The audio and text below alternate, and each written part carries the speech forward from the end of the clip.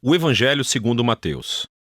No primeiro vídeo, vimos como Mateus apresentou Jesus como o Messias da linhagem de Davi e como um novo mestre com autoridade como Moisés. E também como Emanuel, que em hebraico significa Deus conosco.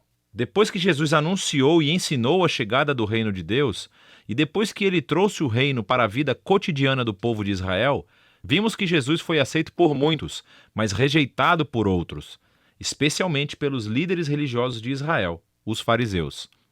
Então, a grande pergunta é como esse conflito entre Jesus e os líderes de Israel se desenrolará. A próxima grande sessão, capítulos de 14 a 20, explora todas as diferentes expectativas que as pessoas têm sobre o Messias. Então Jesus continua curando pessoas enfermas e 2 vezes ele até milagrosamente fornece comida para as multidões no deserto. Uma é composta de judeus e a outra é uma multidão não judia. E esse sinal é muito semelhante àquilo que Moisés fez por Israel no deserto. E assim todas essas pessoas estão empolgadas com Jesus. Eles acham que ele é o grande profeta e o Messias, mas não os líderes religiosos. A visão que eles têm do Messias é baseada nas passagens que encontramos em Salmos 2 ou Daniel capítulo 2, sobre um Messias vitorioso que libertará Israel e derrotará os opressores pagãos. E do ponto de vista deles, Jesus é um falso mestre. Ele está blasfemando sobre quem ele é. E então, há histórias aqui sobre eles aumentando sua oposição, tramando um plano para matá-lo. E assim, em resposta, Jesus se retira e começa a ensinar a seus discípulos mais próximos o que significa ser o Messias de Israel, porque ele não é quem as pessoas estão pensando. Então Jesus pergunta a seus discípulos no capítulo 16, quem vocês acham que eu sou? E Pedro dá a resposta certa aparentemente. Ele diz, bem, você é o Messias, o Filho do Deus vivo. Contudo, fica claro que Pedro está pensando em um rei que reinará vitoriosamente através do poder militar.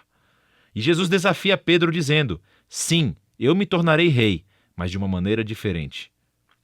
E assim Jesus começa a ensinar sobre os temas do profeta Isaías, que disse que o rei messiânico sofreria e morreria pelos pecados do seu próprio povo.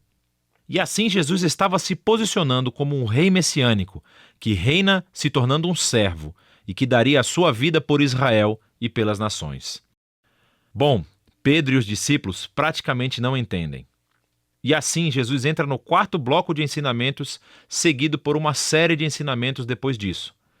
E estes são todos sobre a natureza do reino invertido messiânico de Jesus, que inverte todos os nossos sistemas de valores. Assim, na comunidade do rei servo, você ganha honra servindo aos outros. E em vez de se vingar, você perdoa e faz o bem aos seus inimigos. E no reino de Jesus, você ganha verdadeira riqueza, dando a sua riqueza aos pobres. Para seguir o Messias servo, você deve se tornar um servo. Na próxima sessão, vemos os 2 reinos entrarem em conflito, o reino de Jesus e o do líder de Israel. Jesus vem a Jerusalém para a Páscoa, cavalgando em um jumento, e as multidões o saúdam como Messias. E Jesus imediatamente marcha para o pátio do templo e cria esse enorme alvoroço que interrompe os sacrifícios diários. Suas ações falam mais alto do que suas palavras aqui. Como rei de Israel, Jesus estava afirmando sua autoridade real sobre o templo, o lugar onde Deus e Israel se reuniam. E na visão de Jesus, o templo foi comprometido pela hipocrisia dos líderes de Israel. E aqui ele está desafiando a autoridade deles e, naturalmente, eles estão profundamente ofendidos. E assim, eles tentam encurralar Jesus e envergonhá-lo no debate público, mas falham. Então eles acabam decidindo que ele deve ser morto. Em resposta, Jesus entrega seu bloco final de ensinamentos.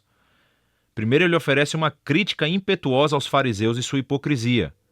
E depois ele chora por Jerusalém e a sua rejeição a Deus e o seu reino.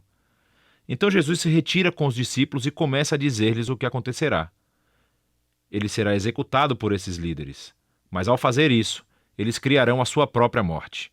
Porque, em vez de aceitarem o caminho de Jesus para o reino pacífico, eles tomarão o caminho da revolta contra Roma. E assim Jerusalém e o seu templo serão destruídos. Porém, Jesus diz que este não é o fim da história. Ele será vindicado após a sua morte por sua ressurreição. E um dia ele retornará e estabelecerá o seu reino sobre todas as nações. E assim, enquanto isso, os discípulos precisam ficar alertas e permanecer comprometidos em apenas anunciar Jesus e o seu reino e espalhar as boas novas. E assim, com tudo isso nos ouvidos dos discípulos, a história chega ao clímax. Naquela noite, Jesus chama os discípulos e celebra uma refeição de Páscoa com eles. A Páscoa reconta a história do resgate de Israel da escravidão através da morte do Cordeiro Pascal. E Jesus toma o pão e o vinho desta refeição como novos símbolos, mostrando que a sua morte será um sacrifício que redimiria o seu povo da escravidão, do pecado e do mal. Depois da refeição, Jesus é preso e é levado a julgamento perante o Sinédrio, um conselho de líderes judeus, e eles rejeitam a sua pretensão de ser o Messias. Eles o acusam de blasfêmia contra Deus. Então Jesus é levado perante o governador romano, Pilatos, e ele acha que Jesus é inocente, mas cede à pressão dos líderes judeus e sentencia Jesus à morte por crucificação. Então Jesus é levado pelos soldados romanos e crucificado. Você notará aqui nessa seção que, assim como Mateus fez nos capítulos iniciais, ele aumenta o número de referências ao Antigo Testamento. Ele está tentando mostrar que a morte de Jesus não foi uma tragédia ou um fracasso, mas sim o surpreendente cumprimento de todas as antigas promessas proféticas. Jesus veio como o Messias servo mencionado por Isaías. Ele foi rejeitado pelo seu próprio povo, mas em vez de julgá-los, ele foi julgado em seu lugar, suportando as consequências dos seus pecados. Então, a cena da crucificação chega ao fim e o corpo de Jesus é colocado em um túmulo. Mas o livro termina com uma reviravolta surpreendente, o último capítulo. Os discípulos descobrem no domingo de manhã que o túmulo de Jesus está vazio. E então, de repente, as pessoas começam a ver Jesus vivo dentre os mortos. E o livro conclui com Jesus ressuscitado, dando um ensinamento final, chamado a Grande Comissão. Jesus diz que agora ele é o verdadeiro rei do mundo. E assim, ele envia seus discípulos para todas as nações com as boas novas de que Jesus é o Senhor. E que qualquer um pode se unir ao reino sendo batizado e seguindo seus ensinamentos. E ecoando de volta até o seu nome Emanuel, Deus conosco, do capítulo 1, as últimas palavras de Jesus no livro para os seus discípulos são: eu estarei com vocês. É uma promessa da presença de Jesus até o dia em que ele finalmente retornará. E este é o Evangelho segundo Mateus.